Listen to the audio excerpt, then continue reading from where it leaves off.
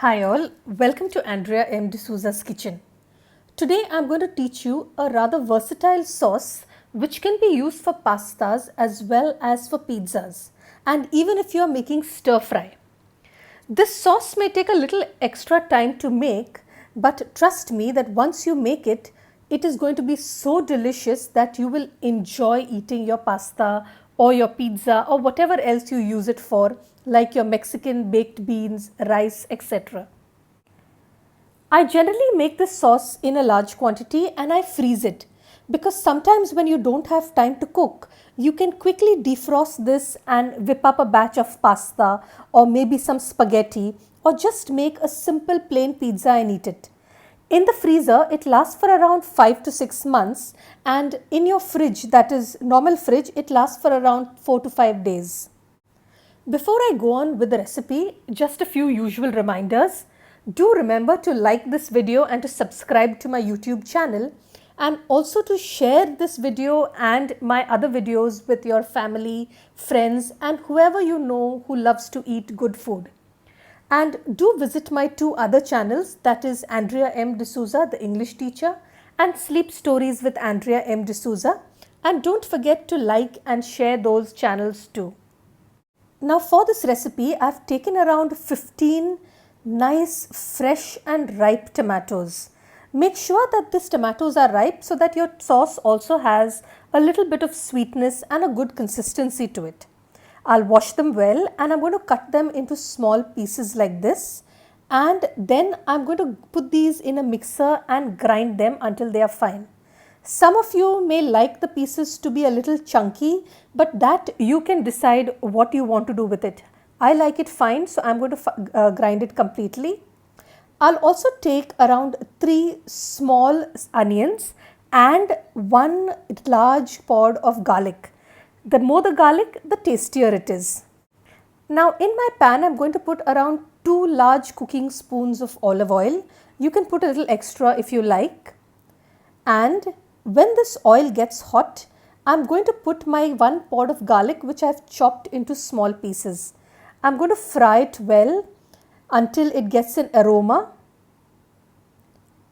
and your kitchen starts smelling really good. And then I'm going to add those 3 small onions which I have chopped. Again, I'm going to fry this until the onions become translucent. You can fry it on a high flame if you like. Okay, looks like our onions are done now. So now I'm going to put around 1 teaspoon of freshly crushed chilies.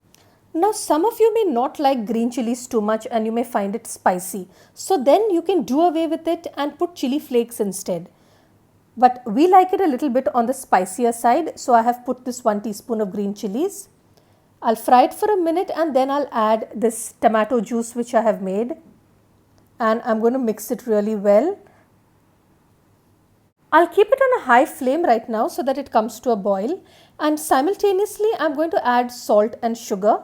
I've taken around half a teaspoon, or you can add maybe a little more of salt, and around 2 teaspoons of sugar. I'm also going to add white and black pepper, so half teaspoon of black pepper powder and half teaspoon of white pepper powder. If you don't have white pepper powder at home, that's okay. You can add a little extra black pepper instead. I've also taken around 1.5 teaspoon of chili powder. Now chili powder is spicier, so I have used this, but in case you want, you can add chili flakes instead. Okay, I'm going to mix this up nicely and ensure that there are no lumps of this chili powder that there are.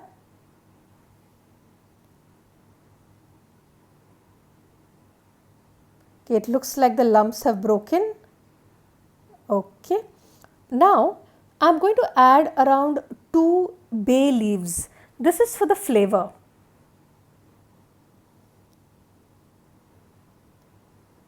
And I'm also going to add 1 sprig of fresh basil.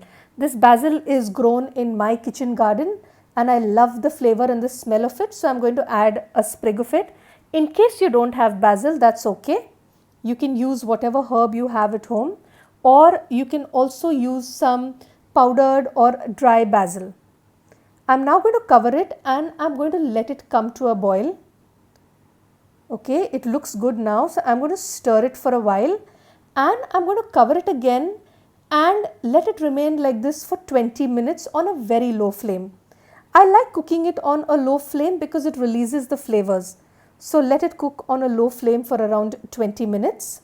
After 20 minutes, I'm going to use half a teaspoon of this oregano mixture that I have, and I'm going to use around a pinch or two of ajwain or carom seeds. Now this is a tip given to me by my friend Bijal, that whenever you put oregano, add a pinch of two of ajwain. I've crushed both the ajwain as well as the oregano in the palm of my hand and I'm adding it. The ajwain brings out the flavor of the oregano, so do try it out. I will then add around 200 or 150 ml of tomato paste which I have bought from the shop, and I'm going to mix it well. And then again I'm going to cover it and let it cook for another half an hour or so until it reduces. It has to reduce to at least half the quantity that it originally was, or maybe even 2/3 will do, depending on how thick you want your sauce. Okay, looks like it is reducing, so I'm going to still cover it and keep it aside.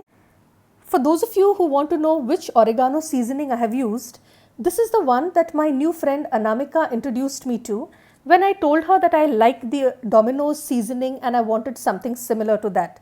So this seasoning that I have bought tastes quite similar to the one that we get along with the Domino's pizza. Okay, now this looks like our sauce is ready. It has become quite thick. So I'll remove the bay leaves and the sprig of basil that was there earlier. Okay, I'm searching for it. I don't seem to find the other bay leaf anywhere. Maybe it's got lost somewhere. Okay, removing the basil also. If there are leaves, you can leave them there, but make sure that you remove the stalk of that basil. Okay, I think now it looks like everything has been removed. So what I'm going to do is I'm going to take a grinder and I'm going to grind it. Okay, looks like here's that second bay leaf which was hiding earlier. I'm going to remove that out. Now since I'm using a hand grinder, it is okay to grind it hot. But if you're using a grinder with a jar and a lid, make sure you cool down your sauce before you grind it, because otherwise if you use it hot in a grinder with a lid, it's going to fly all over the place. Okay, I'm going to grind it well. There are some people who don't really like to grind it and they like to leave it thick. So you can decide how you want, if you want it with bits of tomatoes or if you want it smooth like this. I like it smooth like this, so I'm going to use it just the way it is. This sauce looks beautiful, doesn't it? And it tastes even better. And the fragrance that you get in your kitchen while it is cooking is divine. In one of my next videos, I'm going to make a little spaghetti using this same sauce so that you too get an idea on how I use it. Until then, do try out this sauce, use it for your other pastas, use it for your pizzas as well as for your stir fries and anything that you would like. And don't forget to send me your feedback through your SMSs, your phone calls, the photographs of the food that you send me, and also through your emails and comments. And yes, don't forget to like this video and to subscribe to my YouTube channel, and enjoy this sauce with your pastas and pizzas. Have a great evening ahead.